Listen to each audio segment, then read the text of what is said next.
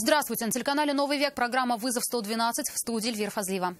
И сегодня мы расскажем, как ссора с девушкой связана с пожаром в квартире дома на проспекте Камалеева. Я пытался выйти, но настолько был дым черный, что невозможно туда выйти. Эвакуировался весь подъезд. Водитель автобуса забыл закрыть двери и проехал по выпавшей из салона пассажирке. Через открытые двери из салона на проезжую часть выпала 68-летняя пассажирка автобуса. Приговор суда. И как иностранец совершил в Казани 2 преступления и скрывался от полицейских в заброшенной машине. Преступление совершать приехал в Казань? Нет. Это и не только. Прямо сейчас. Уголь от кальяна стал причиной пожара в одной из квартир дома номер 34А на проспекте Альберта Камалеева. 29-летний мужчина, снимавший эту квартиру, поругался со своей возлюбленной и в состоянии алкогольного опьянения, лежа на диване, курил кальян. Об опасности вредных привычек Нафиса Минязова. Я пытался выйти, но настолько был дым черный, что невозможно туда выйти. Квартира этой женщины находится рядом с той, в которой произошел пожар. Она, почувствовав запах гари, пыталась вместе с дочерью выйти на улицу, но сильно испугалась, открыв дверь. Соседи снизу уже боялись не огня и дыма, а последствий борьбы с пламенем. Я на кухне сидел сначала, какие-то стуки были, грохот. Я не обратил внимания, потом начала течь сверху прям. Мужчина тут же выключил свет, чтобы проводку не замкнуло, и вместе с остальными жителями подъезда стал выбегать на улицу. Всего во двор дома вышли около 20 человек, 3 из которых дети. Если остальные жители этого подъезда эвакуировали самостоятельно, то есть информация о том, что одному из соседей понадобилась помощь спасателей. На улицу его выводили, надев на него кислородную маску. Пожарным понадобилось меньше получаса, чтобы справиться с пламенем. Тем временем соседи рассказали, с чего все начиналось. Молодой человек, снимавший квартиру, в которой вспыхнул огонь, до пожара стучал в квартиру напротив и просил мобильный телефон, чтобы он мог позвонить своей возлюбленной, с которой поругался. Своими просьбами уже стал надоедать, поэтому дверь ему вскоре открывать перестали. Он, видимо, пошел курить кальян, потом снова стучит уже сильно. Я думал, что хочет взять телефон, я не открыл. Потом снова постучал, думал, ладно, давай я скажу, чтобы он, перестал.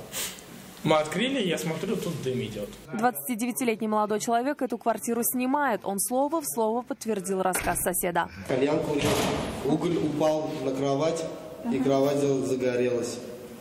И кровать пошла, дым на потолок, и все.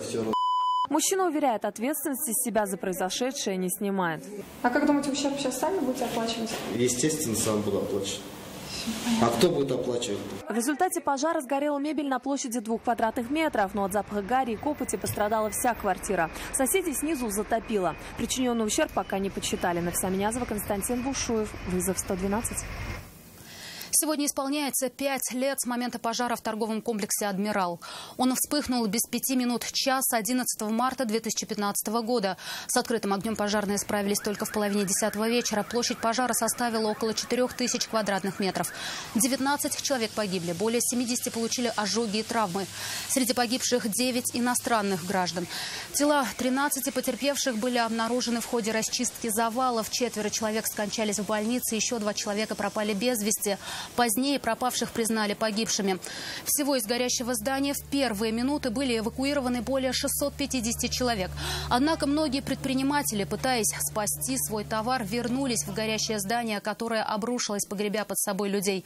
Один из погибших – Сергей Костин. Подполковник внутренней службы возглавлял звено газово-дымозащитной службы. Он вместе с коллегами успел спасти из-под завалов 5 человек. К выходу шел последним. При эвакуации конструкции рухнули, его тело обнаружили под завалами через 2 дня. Указом президента России от 5 ноября 2015 года Сергей Костин награжден орденом Мужества посмертно. Автомобиль «Сан-Кьонг» вылетел в кювет рано утром в поселке Царицыно. По предварительным данным, водитель не справился с управлением из-за гололеда. Мужчина был срочно госпитализирован, а его автомобиль превратился в груду металлолома. Последствия происшествия у Айгуль Бадрудзиновой. Последствия аварии, произошедшей в районе 7 часов утра, сняли на телефоны очевидцы. Они же вызвали на место медиков и спасателей. Офигеть. По предварительным данным, 39-летний водитель автомобиля «Сан-Кьонг» не справился с управлением на скользкой дороге и, вылетев, въехал в бетонную стену, после чего автомобиль развернуло. Пострадавшего водителя извлекли спасатели и передали его в руки врачей скорой помощи. С переломами мужчину госпитализировали. Чтобы вытащить автомобиль, понадобилась уже тяжелая техника. хронологию происшествия предстоит установить сотрудникам ГИБДД. Айгуль Бадрудинова, Айрат Назипов, Наиль Абдуллин, вызов 112. В Советском районном суде Казани вынесли приговор водителю автобуса, который переехал пенсионерку, выпавшую из салона его транспорта. Перед началом движения от остановки он не закрыл двери. 69-летняя женщина выжила, но получила тяжкий вред здоровью. Как рассказала пенсионерка Айрату Назипову, она не дождалась от водителя ни оплаты лечения, ни простого человеческого отношения. Стоял на остановке минут 4. Утро 20 июля для водителя автобуса ничем не отличалось от остальных рабочих дней. Он, как обычно, вышел на рейс и доехал до остановки ветеринарной академии, где несколько минут ждал новых пассажиров. Но, тронувшись с места, он не закрыл двери. Последствия не заставили себя долго ждать. Через открытые двери из салона на проезжую часть выпала 68-летняя пассажирка автобуса, ногу которой правым задним колесом переехал автобус, причинив ей тяжкий вред. Пенсионерку госпитализировали. Она пролежала в больницах несколько месяцев. С тех пор женщина ходит с трудом. С водителем же автобуса, говорит, с того момента связь не поддерживала. И разочарована, что мужчина не проявил к ней человеческого отношения. Не звонил. Ничего. Я тоже не грешу, конечно. Но таких вопросов у меня такой шло было. Я дождь смотрел, он смотрел, бабушка смотрела. Хоть позвонила бы домой, как у тебя состояние, вот бабушки-то. В отношении водителя автобуса возбудили уголовное дело по статье «Нарушение правил дорожного движения», повлекшей по неосторожности причинение тяжкого вреда здоровью человека. Водителем общественного транспорта он больше не работает. Мужчина полностью раскаялся в содеянном и просил рассмотреть дело в особом порядке. На последнем слове он извинился перед потерпевшей и заявил, что сейчас у него проблемы с деньгами.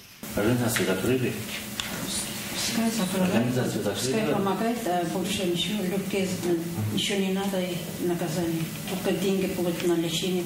Суд назначил обвиняемого наказание в виде лишения свободы на 1 год и 3 месяца условно. Также его лишили права управлять транспортным средством на 2 года и 6 месяцев. Гражданских исков по делу заявлено не было. Сама же потерпевшая надеется на честность обвиняемого и ждет от него оплаты лечения.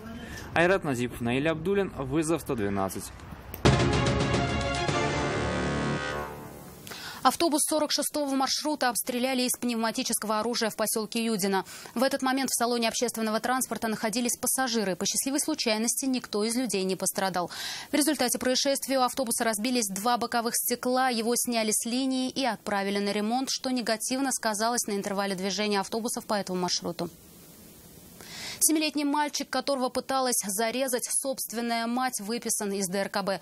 Напомним, инцидент произошел в квартире дома по улице Чистопольская 1 марта. Женщина напала на 2 сыновей, а после нанесла ранение себе. 1 ребенок погиб, его брат выжил. По факту преступления заведено 2 уголовных дела. Убийство малолетнего и покушение на убийство 2 и более лиц. Сейчас подозреваемые находятся в медучреждении под круглосуточной охраной. Полицейские Казани задержали иностранца, подозреваемого в разбое. Мужчину задержали, когда он прятался от стражи порядка в заброшенном автомобиле. При установлении его личности стало ясно, что в России он находится незаконно. И за месяц пребывания в Казани успел совершить 2 преступления. Обо всем по порядку Рамиль Шайдуллин. Вину признаете свою? В разбойном нападении. Признаете? Об этом мужчине стражам порядка сообщили сотрудники одного из развлекательных заведений города. Они рассказали, что на улице неизвестный напал на девушку, отобрал у нее мобильный телефон и убежал. Вскоре то же самое рассказала и потерпевшая. Она рано утром возвращалась домой. Затем к ней подбежал незнакомый мужчина и, угрожая предметом, похожим на нож, отобрал телефон. Ущерб она оценила в 60 000 рублей. На основании полученных сведений сотрудники полиции установили местонахождение подозреваемого и спустя пару часов задержали его недалеко от места преступления. Молодой человек пытался спрятаться от полицейских в салоне заброшенного автомобиля. Полицейские выяснили, 34-летний задержанный является гражданином одной из стран ближнего зарубежья и на территории Российской Федерации находился без регистрации. Преступление совершать приехал в Казань? Да. И хотя мужчина это отрицал, его действия говорили об обратном. По версии полицейских, за месяц пребывания в стране он успел совершить еще одно преступление. Полицейские выяснили его причастность еще к одному преступлению. Днем ранее он обманным путем похитил сотовый телефон у 55-летнего жителя города. В отношении подозреваемого возбуждено 2 уголовных дела по признакам преступлений, предусмотренных статьей 159 Уголовного кодекса Российской Федерации «Мошенничество» и статьей 162 Уголовного кодекса Российской Федерации «Разбой». Решением Вахитовского районного суда на период предварительного следствия мужчина будет находиться под стражей. Рамиль Шайдуллин, Айрат Назипов, вызов 112. Это все, о чем мы успели вам рассказать. В студии была Эльвира Фазлиева. До встречи и не бросайте вызов судьбе. Вдруг она его примет.